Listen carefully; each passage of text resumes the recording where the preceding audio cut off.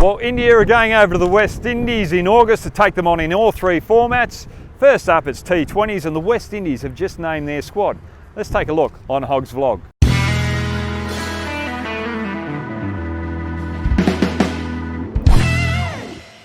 Well, firstly for the West Indies, they've made one big change. Jason Holder has been pushed out of the captain's chair and in comes Braithwaite. But they've made a few other changes as well, and they've had to. They were world champions in 2016 when they beat England in that World Cup final in India. But it hasn't been too rosy in their last 11 games. They've lost 9 of them. And they're against Bangladesh, England, as well as India.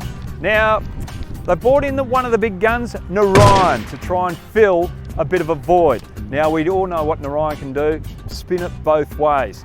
He doesn't play much cricket with the West Indies anymore. He's on the T20 circuit, so he's got vast experience in this format, and that is a good move to bring that experience in around the youngsters. The other big inclusion is Pollard. We know what Pollard can do.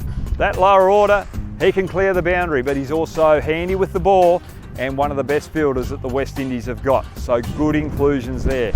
But let's look at their batting first. One reason why they're losing a lot of games of late is because they are power hitters. They go after the bowling. They don't want to manipulate the strike. If there's a couple of dot balls that hold them up in an over, they know they've got that power game to find the boundaries out the end. But what about put extra pressure on the opposition bowlers? Work those ones and twos. Work in partnerships, because we know that this top order can score boundaries freely when they have to. Now let's look at it. Lewis, Campbell, I think will open out the top, and then you've got Paran, Hetmeyer and Power. All these youngsters are power hitters. Fantastic, brilliant. They're going to be excitement machines, and they're going to test the Indian bowling attack. But also after that, they've got the all-rounders of all the household names. These all-rounders of Russell, Braithwaite, as well as Pollard.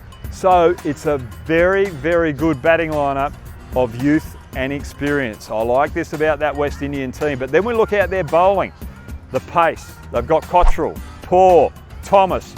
They've also got Andre Russell there with his all-round ability. We saw him in the World Cup. He's got a few knee problems, but hopefully, just bowling 4 overs in a T20, we won't see him fall over and hold those knees. He'll get through these games and really pressure the Indian top order. But the other inclusions that I like, we've got Narine with the spin, but he's got Pierre there, left arm off spinner. I like the way he operates. He's going to trouble a lot of the top order of India who are the right arm batters, because he turns the ball a lot, but he's also got a good arm ball as well. So very handy in the T20 cricket. I'm looking forward to see Campbell with his options with the right arm off spin as well. He's got a good change of pace, good variety. So watch that when India take on the West Indies in the T20s when we get there in August. If you like what I'm doing, subscribe downstairs, get on that bell, and that will give you a notification of when the next video is coming out. And by the way, I think this powerhouse West Indies team are going to turn it around. They're going to pressure India, and I think they're going to win the T20 series.